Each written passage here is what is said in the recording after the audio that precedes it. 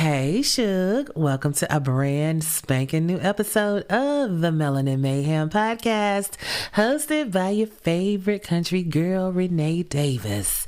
Baby, if this is your first time joining us out here tiptoeing through the tulips of mayhem, welcome, honey. I am your hostess with the mostest, and every week I'm going to bring you the story of a heinous, I'm talking diabolical and downright audacious crime committed by a melanated baddie that you may or may have never heard of. Because you know, our stories don't really get all that play in the mainstream media, but never fear, dear. That's why I am here, to bring you all the tea, baby, because I am on a personal mission to dispel this myth that there are certain types of crimes that black people don't commit. Baby, we do it all of the serial shenanigan varieties. So go ahead, Suge, make yourself comfortable because, baby, you are in for a treat today. And now, my most favorite people in the whole wide world. I'm talking about the New One Nation. Hey, crime cousins. What it do? I tell you, if I was doing video, y'all would see that I am just grinning from ear to ear. I get so excited when we get together and can kiki and talk and shit because I be having so much I be wanting to tell y'all. Woo, honey, I really want to dive right into this week's case because I really ain't got no church announcements. Other than to say this past weekend's Galentine's event, the girls' night in. A time was had, baby. A time was had. Ladies, all of you who came out, thank you so much for a wonderful evening of good conversation. We had the most fun just laughing and kikiing amongst ourselves. Again, appreciate you all for coming out. There will be additional opportunities for us to get together. That was requested. You know, we keep something in the kitchen cooking up. You know what I'm saying? Y'all getting ready for Essence? Because I am. See what Melanin Mayhem can do out there in them Essence streets. Well, again, I don't really have anything in the way of church announcements. Don't forget the website. If you are looking for some Melanin Mayhem merch, that is melaninmayhempodcastIG.com. And other than that, let's get into it because today I'm going to just start it with a quote. What's wrong with being godly and glamorous? And that's how you know today's tale of felonious foolishness and fuckery, it's gonna be a good one. And I thought it was timely too, considering, have y'all seen that viral video that Drewski did about the church? You know, I figured we could have a little chat about the shady side of pulpit pimpery. You know what I'm talking about. Now, prosperity preaching ain't nothing new. I remember when I was a little girl, my big mama used to listen to the Reverend Roosevelt Franklin. And he had this phrase that he would say, nothing from nothing leaves nothing. So send me what little nothing you got, and God is gonna bless you. Baby.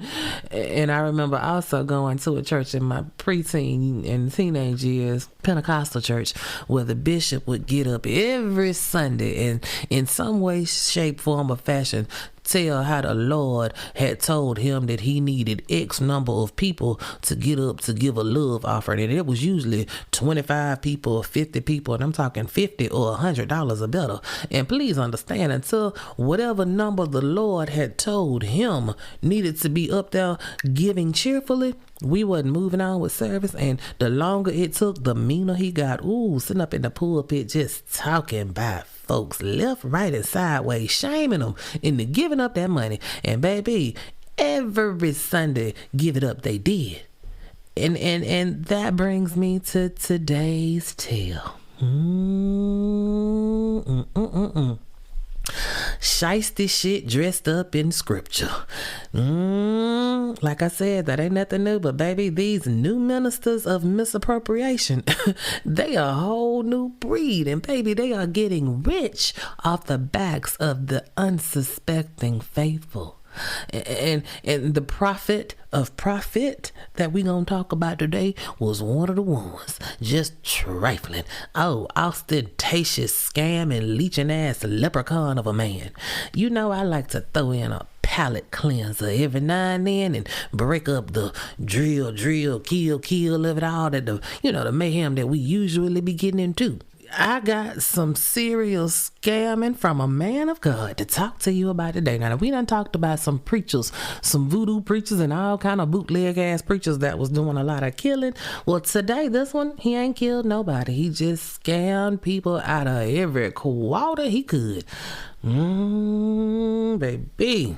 This nigga here. So, you know what? Without further ado, bringing to the front of the congregation for a proper read, this week's Melanin Mayhem maker. His name is Bishop Lamor Miller-Whitehead, aka Pastor Bling Bling.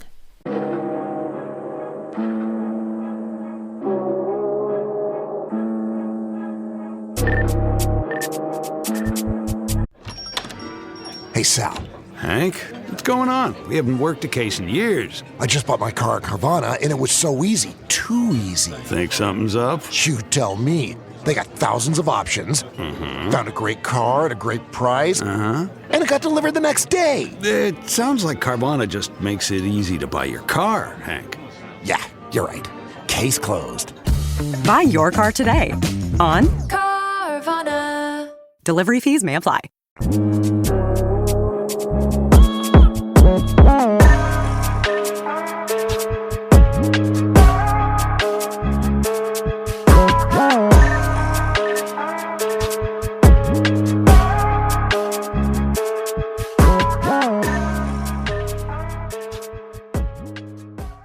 All right, New One Nation, let's get into it. Lamor Miller-Whitehead was born April 30th, 1978. And right from the start, this is where it gets interesting. Now, Lamor say that his daddy was a man named Arthur Miller. Now, his father was killed, choked out by some cops in Crown Heights in 1978 when Lamor was 6 weeks old. Now, this is a point of contention with some, cause at the time of his untimely death, Mr. Miller was married, and him and his wife, they had 4 children, 3 girls and a boy named after his daddy. And as you see, his name was Arthur, not Lamor. So, it would appear that baby boy Lamor was the product of some slipping and sliding, cause Mrs. Widow Miller, she wasn't Lamor's mama.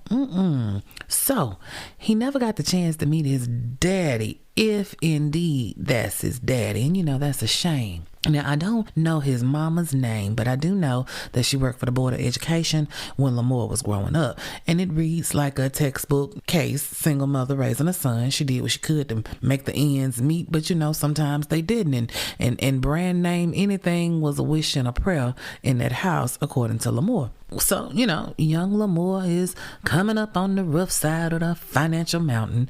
And that means Nokis instead of Nikes. I'm just saying. And I'm sure that made Lamor's childhood interesting, because y'all know that kids can be cruel when the drip don't drop. And I'm sure that played a big part in how he would carry himself when he became a man. But despite a humbled upbringing, he graduated from Sheepshead Bay High School, and he went on to college, passed through 3 of them things trying to figure his life out, but understand this, Lamor wanted big things. Coming up humbly, he was ready to now get out in the world and get his shine on. So he would always position himself in the orbit of people who were moving and shaking. He dibbled and dabbled with people in hip-hop and in the streets and in politics, and wherever there was some money and some power and fame and notoriety, Lamor wanted to be right there in the middle of the shit, right? He was one of them type of dudes that like to name drop. Them type. One of them old Me Too ass niggas. Everything you say, me too. I got one too. I know that too. Lamor liked to be around those who had fame and fortune and power. And that was the beginning of his fake it till you make it persona. Now, he would dabble in modeling and acting as a young man, and then he started exercising his entrepreneurial muscle. He got himself an office in the Empire State Building and hung him a shingle out as a mortgage broker. And not long after that is where the skimming and the scamming started taking place. Around 2004, here come the cops a calling. They want to talk about some felonious forgery, scammeration type of shenanigans that Mr. Lamor was a key player in. See, what they say, his girl worked at a car dealership. And somehow, some kind of way, cars and things were being bought and lines of credit was getting open in the names of the customers at the dealership where Lamor's girlfriend worked. Imagine that. And they traced the crooked line right on back to Lamor, and they started building a case against him. But meanwhile, Lamor was out here getting his whole ass scam on, y'all. How about he gets a personal loan to the tune of $250,000 from this dude named Maximo. Now, he tell Maximo, hey man, if you give me this money, I'm going to pay it back to you in 30 days. Not only am I going to give you your $250 back, I'm going to give you 25 more just for your trouble. First of all, any nigga that tell you he gonna pay you back in a month should need a loan in the first place. I mean, your liquidity has dried up and you think in 30 days he gonna be back in the black? To the tune of $250,000? Okay, but you see what kind of talk game Lamor got. He ain't no little change nigga. Oh, no. He's shooting for the stars. $250,000? Wow. And of course, he defaulted on the loan. Surprise! But by then, the cops had circled back around about that little dealership fraud shit. And so he ended up enrolling in prison university over there at Sing Sing in 2008. And so he get him a little 10, do 5 to the door, and he pops back out on the scene in 2013. So, all right, Lamor is fresh up out the joint, right? Now it's time for a career change. And I don't know what Lamor went through while he was locked down, but it looked like, you know, how it does for many an inmate. Your boy found the big man. Yeah, I'm talking about Big G-O-D. Now, he went and got him a certificate, and the next thing you know, here come the rebrand. He is no longer Lamor Miller-Whitehead. He is now Pastor Lamor Miller-Whitehead. Now let him tell it. He was ordained as a minister before he went into the clink. And you know what? Okay, I can get down with that. But did I tell y'all I'm an ordained minister too? Yeah, honey, since the pandemic, when we was all locked in the house, I was bored one day, had done baked too much bread, grew too many herbs, and decided while I was going down a rabbit hole on the internet, came across an ad and thought, why not? And 5 minutes later, I was ordained. So if you need somebody to officiate your wedding or deliver the eulogy over at the funeral, holla at your girl.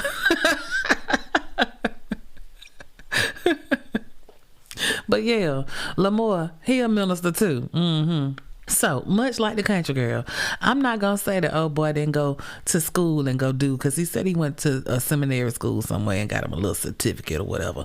I'm just saying, even though he said he had done all this before he went into the clink, he didn't step into his full man of God role until he came out. And boy, your boy, he had a plan for some pulpit prosperity post-release.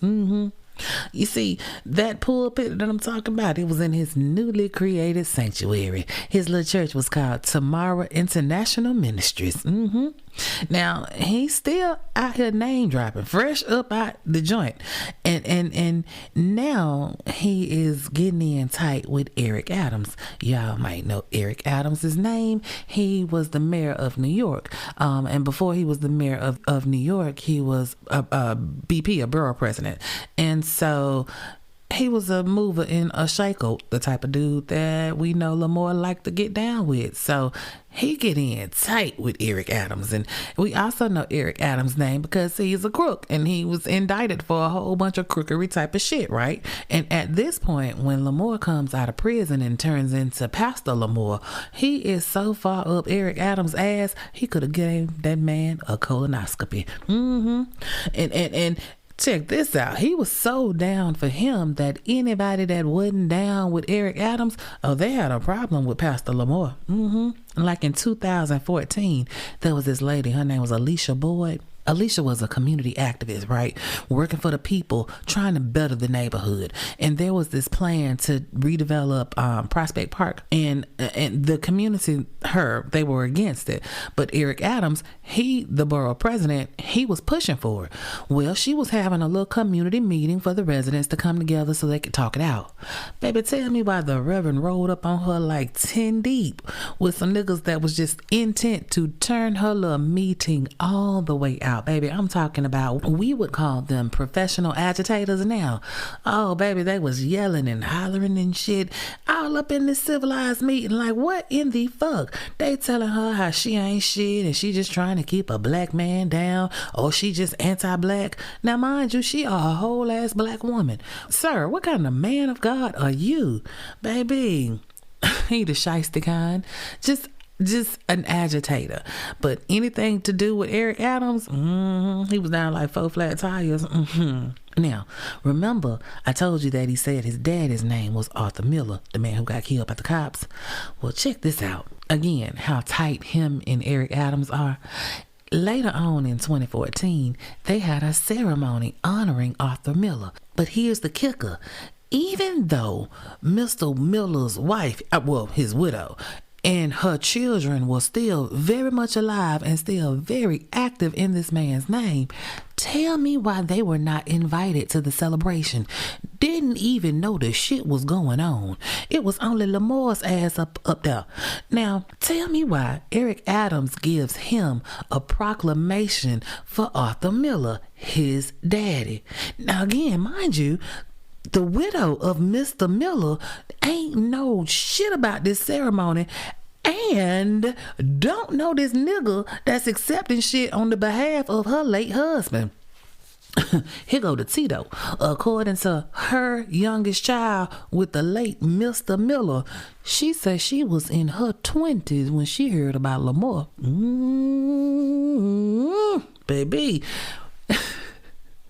And then some true negacious shit. She say he reached out to her on some, hey, I heard y'all got a check when my daddy died. I ain't get my cut. What? Who is you? But classy people, they was like, okay, check this out. Money gone, but if you are who you say you are, we'll get you a ticket, fly you down here to Florida, because that's where we live now. And what we gonna do is when you get down here, we're gonna take this little quick DNA, and if everything come up like it's supposed to come up, welcome to the family. From Lamor's side, all you heard was crickets. The right Reverend Wrong was not interested in proving shit. He just trying to get a check all these years later. Boy, stop. So, but the widow Miller, she was not done. She was not pleased to find out all that shit had went down and that Eric Adams was MCing the shit. So she sent him a hot little letter telling him to put some respect on her name and don't have her husband's name all up in his mouth if his real family ain't part of the conversation. Clock that. Baby, but you know, old shiesty motherfucker always doing something. So we still in 2014, and so now this bootleg Bible scholar, he gonna put on a gospel show over at the Barclays Center, but he fucking everything up, just niggatizing it. He got big names like Yolanda Adams and Hezekiah Walker. They on the bill, right? But the money ain't right. Shiesty motherfuckers always fucking up the money, always fucking up the contracts. And all of these legit people that he is asking for money, they're giving it on the strength of all the goddamn name dropping that Reverend Fake ass doing. You know, he loved to drop Eric Adams' ass. And at the time, Eric Adams was the man. So everywhere he went, you know, that's my boy. Y'all see us in the paper. That's my boy. That's my boy. That's my boy. That's my boy. But what that got to do with making sure the shit is right? We talking about a professional production here. Shit got to be right. It was so much ain't rightness going on that the Barclays Center was like, nah, bruh, we'll pass. We ain't even gonna let you do it like that. You ain't finna have us caught up in an old Fire Fest type of situation. And they pulled the plug on the whole event. But by then, a real ass had done raised like $150,000. But none of that money ever made it back to the bank accounts of the people that gave it once the shit went to shit. Just a shiesty, I tell you. All in the name of a pastor, because he's still running around, he's having sermons and doing all the things that a good pastor should, except lead his flock the right way. I mean, just shiesty, because baby, I am not through. We only in 2014. We got a long way to go and a long list of shit to get through. Now, up until this point, the pastor had been married to a woman named Aisha Williams. And Aisha has been out here minding the business that pay her when she found out that her ex-husband, shiesty ass, was trying to swindle her out of her house. Like, he was legit trying to steal the title to the house from up under her using fake papers with a stolen notary seal. Ooh, you know... How you gonna steal my shit? This my house. I don't know how old girl found out about it, but baby, she hightailed it right on down to the DA's office. Y'all got to do something, cause this nigga here ain't right, and save my motherfucking house, baby. This man is just chaos and confusion and scammery and fraudery, just all wrapped up in one human leprechaun ass, punk ass nigga. Now, at this point in time, as we go into 2015, oh boy feels like it was time for a rebrand. And now he is Bishop Lamor Miller-Whitehead. Wait a minute, hold up now, player. Bishop?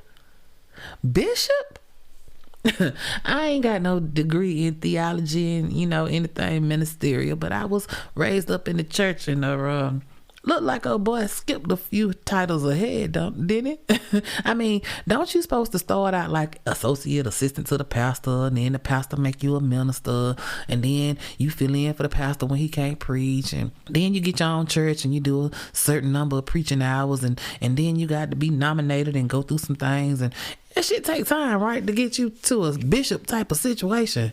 How in the hell you gonna pop out on their ass as a bishop so-and-so? What? Who? What? This just some negastical shenanigans. And you know it's some negacity, because this nigga got ordained and consecrated. He a bishop in the Lord's church. What organization is that, sir? Now again, I ain't no minister. I ain't never even played one as a child. But that sounds like some old bootleg ass, scammy ass type of shit. He a minister in the Lord's church. He's a bishop in the Lord's church. Okay. All right then, honey. But baby, however it went down, let me tell you, old boy was on some get rich and scam trying type of time. I just need y'all to check out his IG page. It is I Am Bishop Whitehead. Your boy is the most ostentatious, your boy is in the most ostentatious drip ever made. Like, everything he wear got logos all over it. Like, not just one little tasteful logo, but I'm talking about from head to toe. Logo. Looking like some goddamn wallpaper. Like, what the fuck? It's one picture, y'all. This motherfucker got on a green Gucci suit. He looked like a low-down, lying, leeching ass leprechaun. I'm just saying.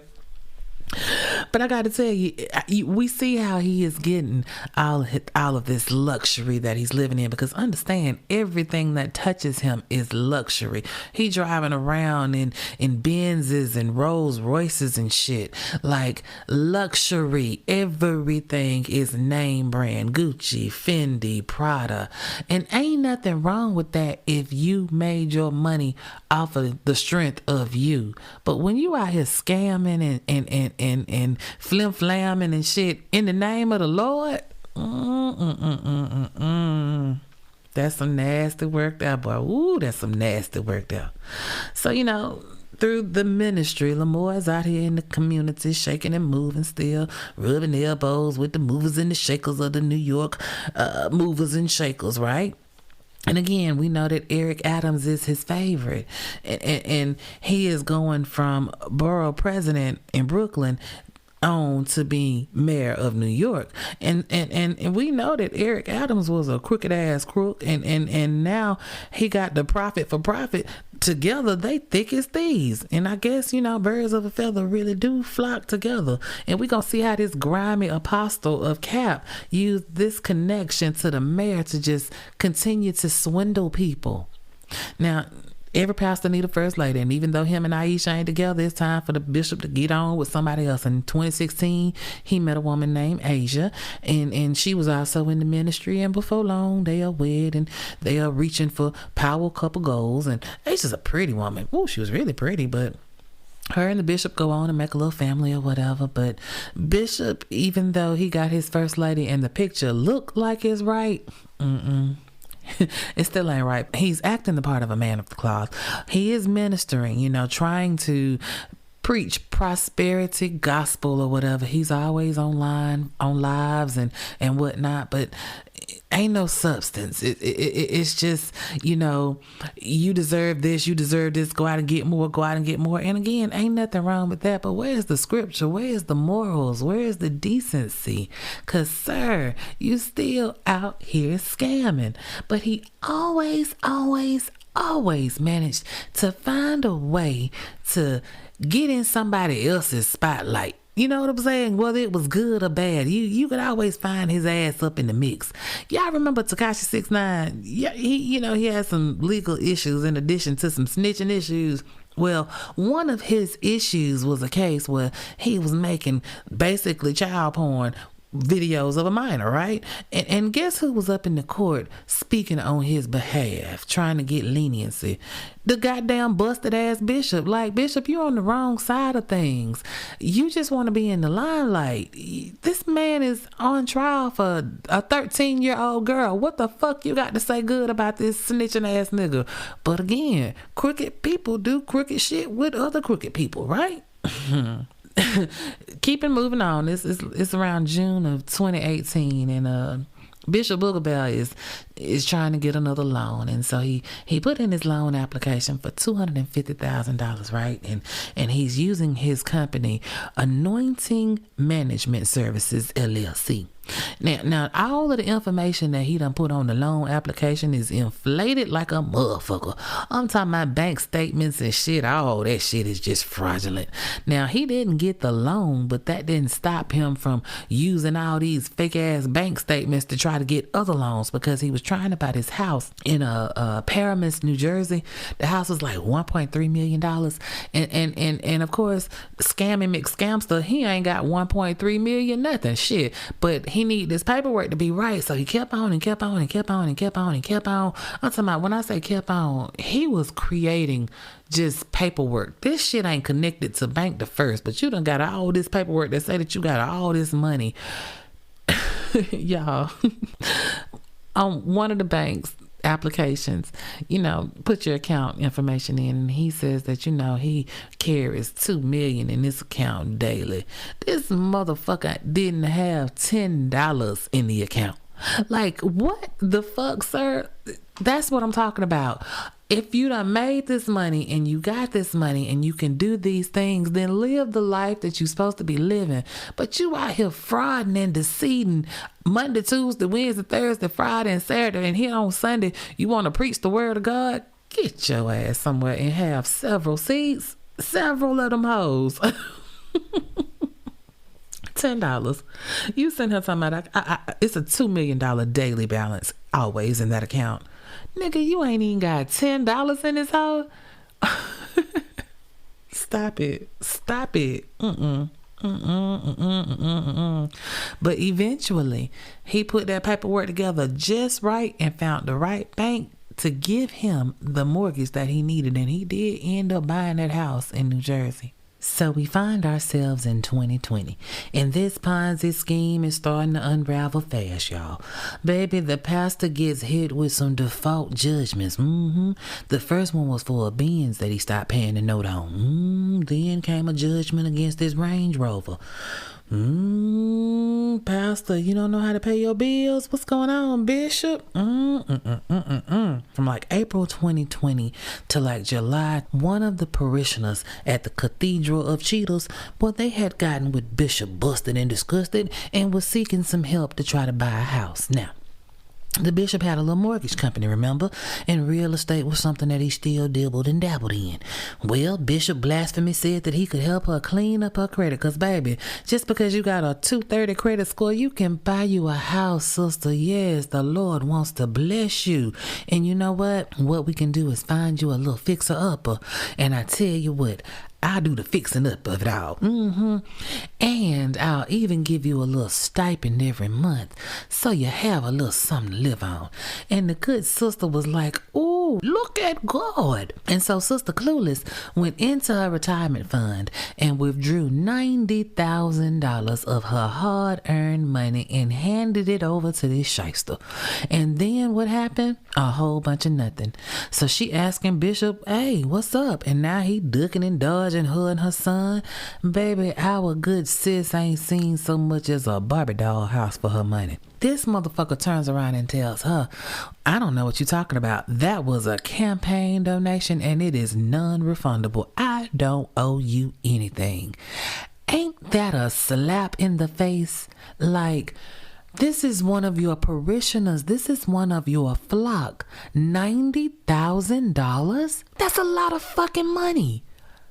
And you just gonna take that? Oh, baby. It would have been some slow singing and flower bringing. $90K? Baby. We'd have been trying to figure out, anybody seen Bishop Lamor? Anybody seen Bishop?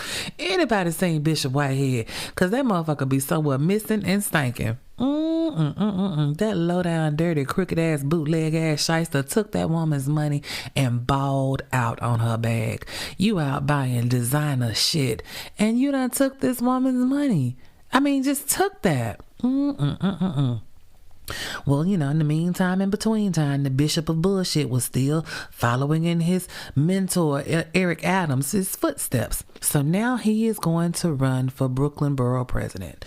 And it makes sense. A grimy motherfucker fit right in when it comes to politics, right? So, you know, now he really out in the community shaking hands and kissing babies and whatnot. But even then, he was reportedly fucking over the people who believed in him. The whole handful of people, that is. They say some of the people that worked on his campaign, they didn't even get paid. Now, who in the hell out here working for free? Now, not only did he not pay the people, but he was also accepting illegal campaign donations. Are we surprised? Not really. Somebody gave his ass $150,000 as a contribution. And you know, there are limits on the amount of money that one single person can give. But I mean, that's only one more shady ass scheme that Todd has set up. I mean, at this point, does it matter? I mean, but you know, with regard to him running for Brooklyn Borough President, he came in dead ass last, coming in with a cool 4,000 votes. Okay, Bishop. So then we found ourselves, it's April or May 2022, and he back out here trying to fleece somebody. This time it's a businessman named Brandon Belamonte that he's trying to finesse into giving him $500,000 for a real estate play that he got in motion. And oh, this nigga up in the name dropping like a motherfucker. See, you gotta get out with me. I got these connects down at City Hall. Get your permits and shit through with no problem. Quick, fast, and in a hurry. Now we talking, this is a real man, a real businessman in the community, right? He got an auto repair shop, like I said, it's in the Bronx, and it's called the No Limit Auto Body Shop. right? And he also do a little real estate on the side or whatever. They say Brandon used to be out there in them streets a little bit, but you know he reformed, and ain't nothing wrong with that, because you know we all got a past, right? Well, this is how it all went down. The minister of manipulation first came across Brandon because he needed his car repaired. So he up in this man's place of business, and he trying to get him to fix his Mercedes, basically for the free 99. You see, there was like a $25,000 insurance job, but y'all know whatever the insurance check is, the repairs are usually less than what that is. So Brandon, the owner of the shop, he had already put $13,000 into the rental replacement while the car was getting fixed, right? And so the parts, there was another $7,000. So 13 and 7, we already had $20,000. The insurance check wasn't but $25,000, so that only leaves $5,000 for Brandon and his services. Tell me why broke ass Bishop up in here telling this man that he need to shoot him $5,000. That's the whole goddamn check. So Brandon just basically out here working for free. So let me get this right. Your boy was trying to get a kickback off the kickback. Like, sir, you a Bishop Bling Bling. You dripping in Fendi and Gucci from head to toe. And you trying to get this mechanic to do some quid pro quo type of shit? Work for dreams and hopes and aspirations? Who the fuck out here doing that? You fix my shit, and in return, I know some folks that can get you right.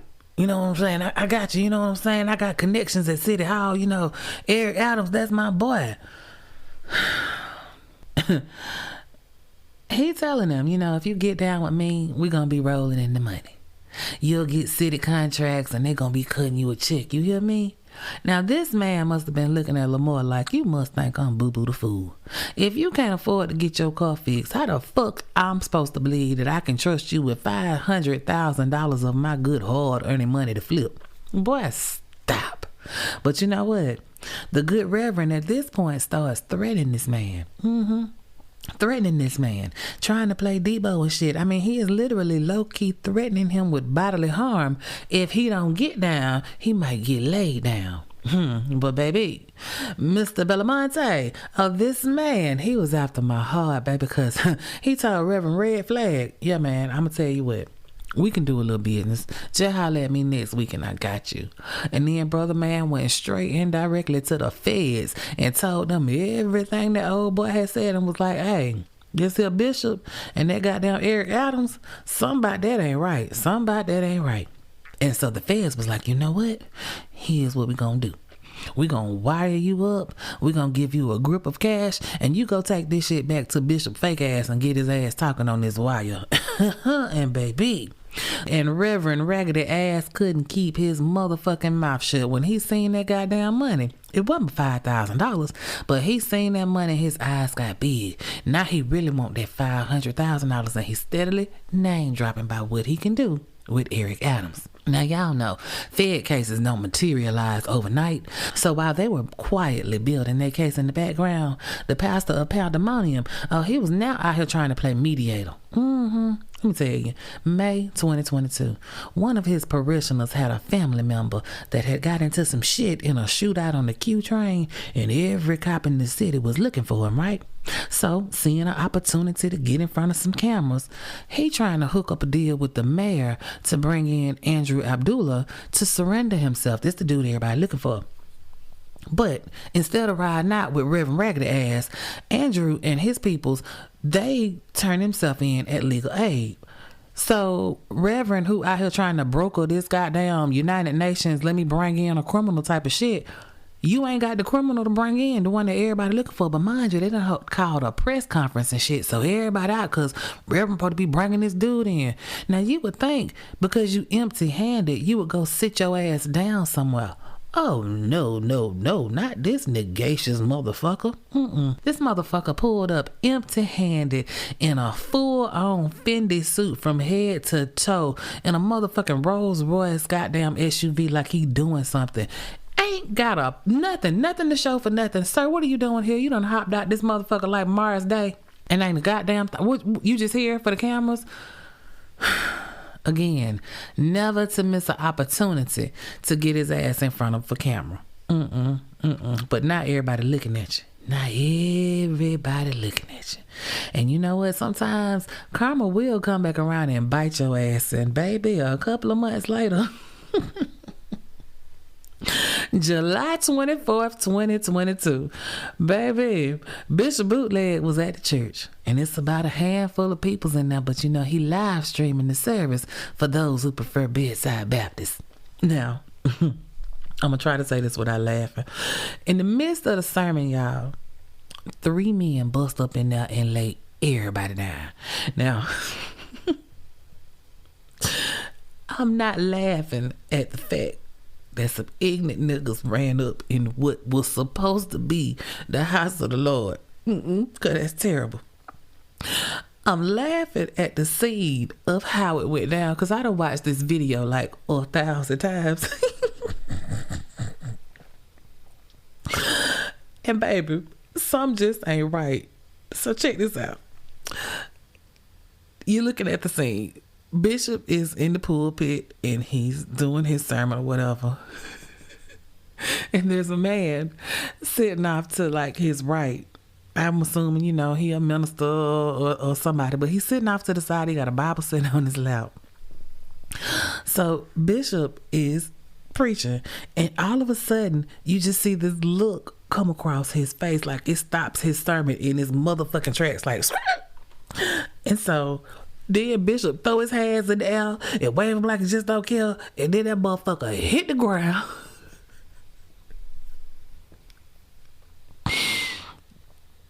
So he on the ground. He is practically did a somersault on the floor, and he's swimming across the pulpit. For the dude I told you about that was sitting in the chair over off to the right, he ain't moved. I'm talking about the entire time. Bishop on the floor, flopping around like a fish. This man is saying, now we got 3 masked men who in with guns. They waving guns everywhere, y'all. Get down. This, you know what I'm saying? It's chaotic. And this man is sitting in this chair the whole time. He just sitting there. He don't move. He don't react. This motherfucker don't even blink. He just sitting there looking. And he ain't looking scared. I mean, if unbothered was a person, it would have been that motherfucker. And it was like he had on an invisibility cloak or something, because the robbers ain't paying him no attention.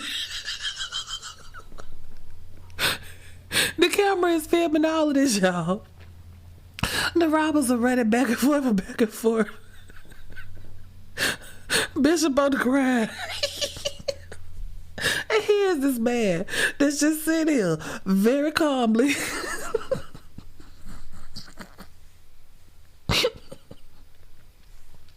Meanwhile, they got the strap on rev. It was like regulators up in that bitch. Mount up. It was a clear black bull. I'm getting jacked. I'm breaking myself.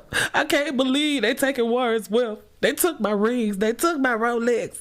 I looked at the brother and said, damn, what's next?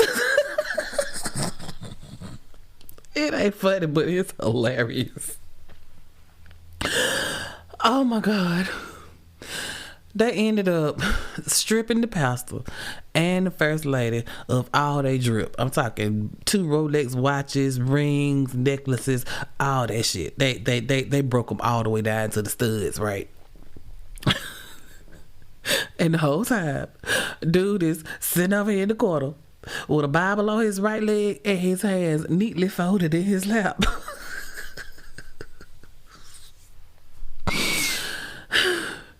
If no weapon formed against me shall prosper was a person.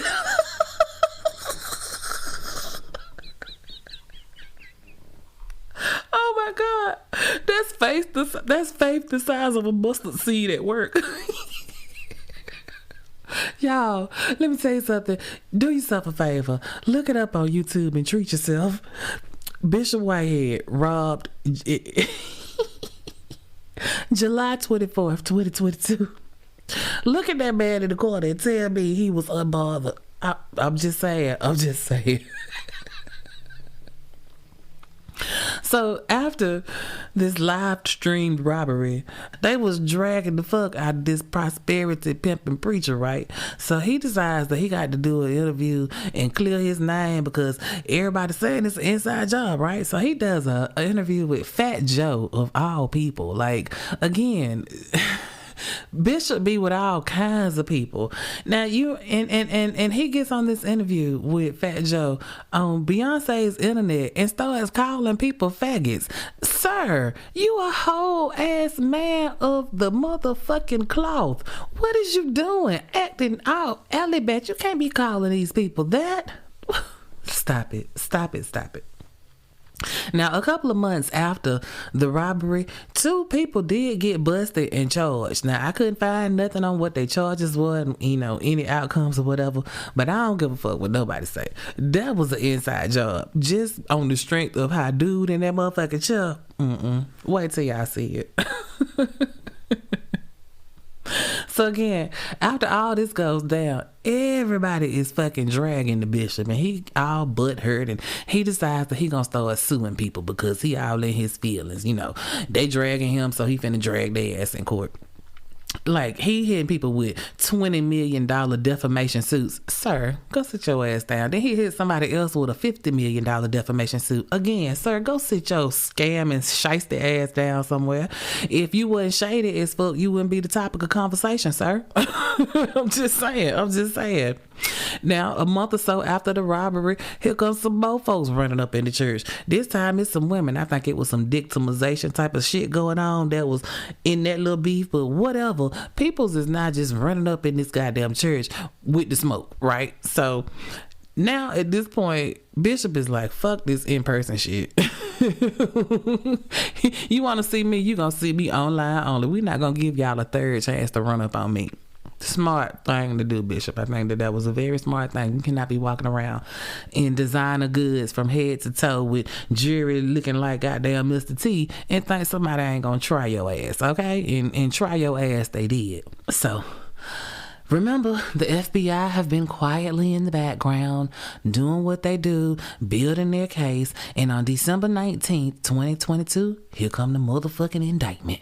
And the Alphabet Boys roll up on Pastor Ponzi's scheme with a warrant to search the premises, and they want all his electronics, right? Give me all your cell phones, your laptops and shit. And so he give him his phone, and they like, hey, this your only phone? This the only phone you got? And he like, yeah, I ain't got no other phone. So as they searching the house, what they find? Another goddamn phone. Well, where this phone come from?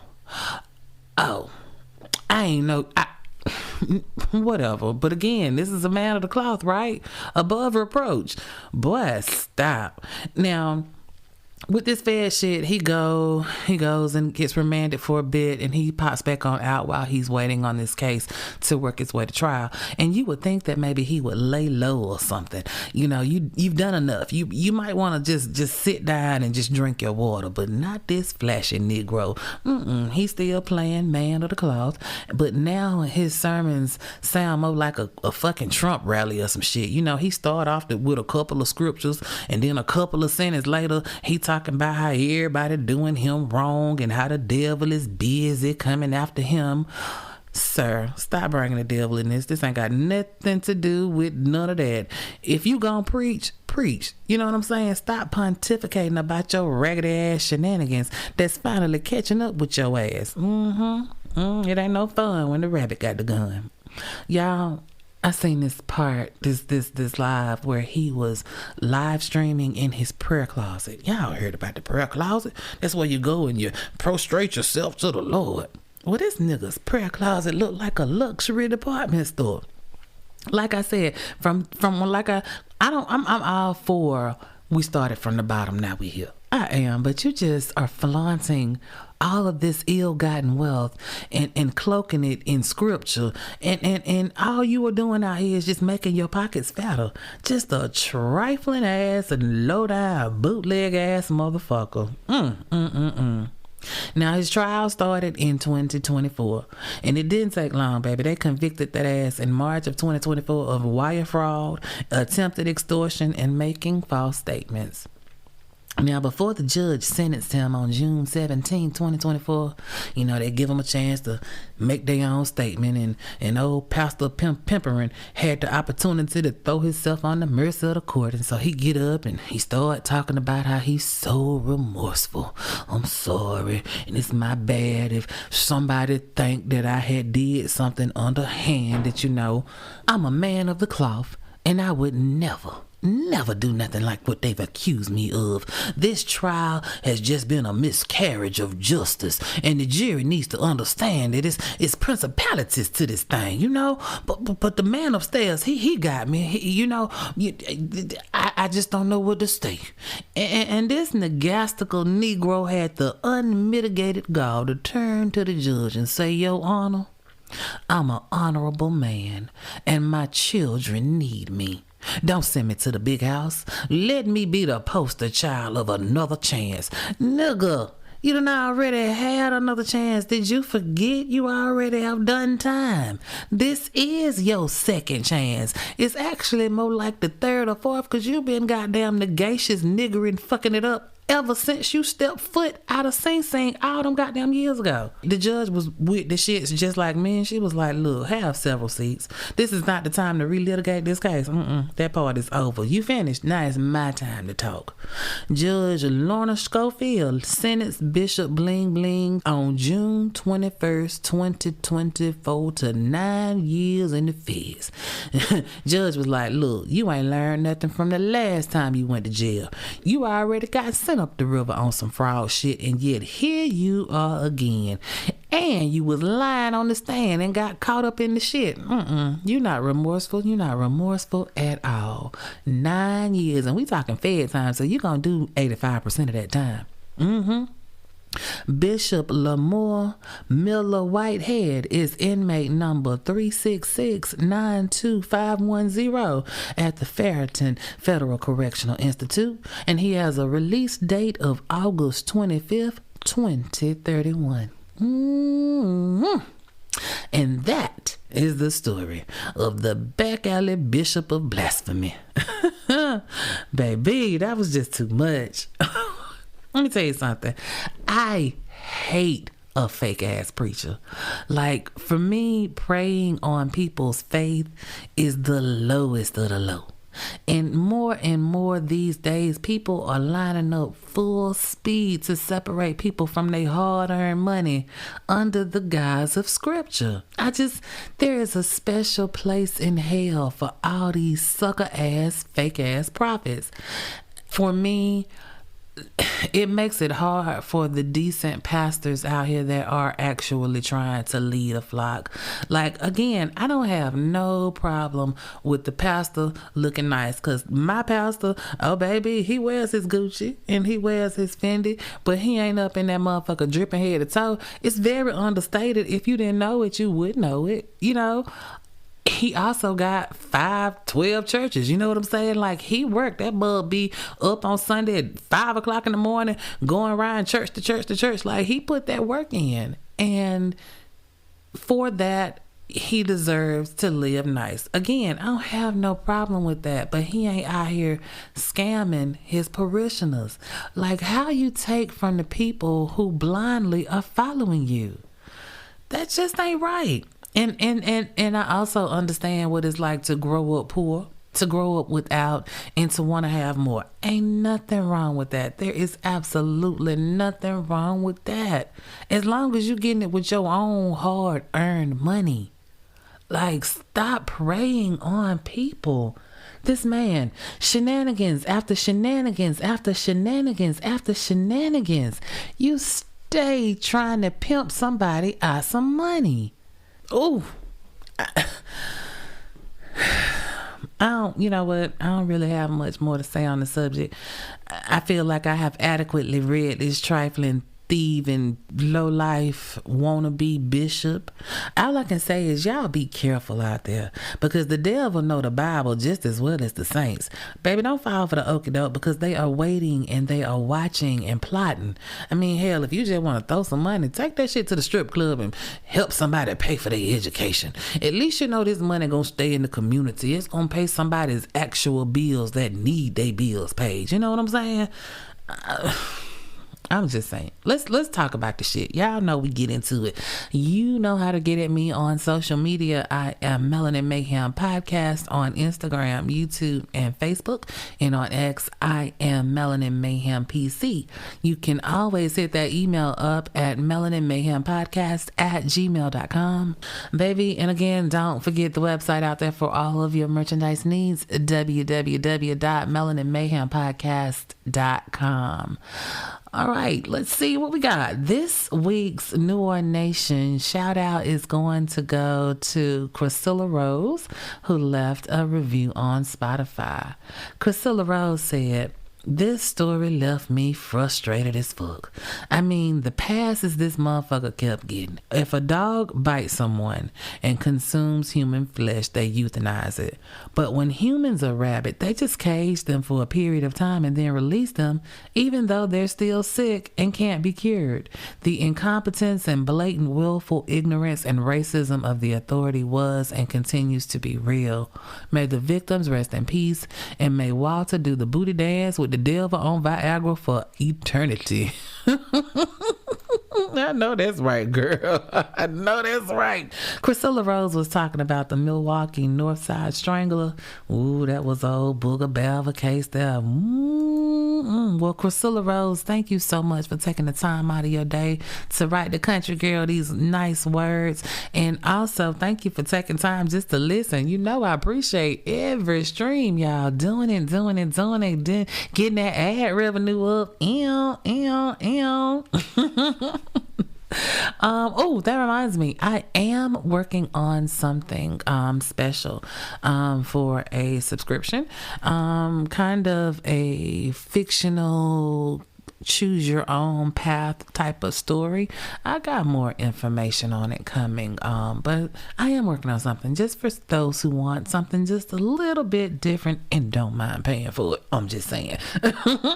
Well, I gotta go, y'all. It is so late. It's like 5 in the morning and I gotta be somewhere in the morning, so this is gonna be a rough Tuesday, but it's okay because it's all in love and I'm having fun. You know, when you're doing what you love, you don't even feel like working, baby. I could sit up and talk to y'all all night long. But I'm gonna get up from here and get ready to call it a night. But before I go, you know I need y'all to make sure that you are going to stay safe and stay ever vigilant, honey, because these shysters are out here. And above all else, remember this: if you stay ready, you ain't got to get ready. New Orleans Nation, it is one love, and your favorite country girl is out of here. Ooh-wee, Nana, you did that.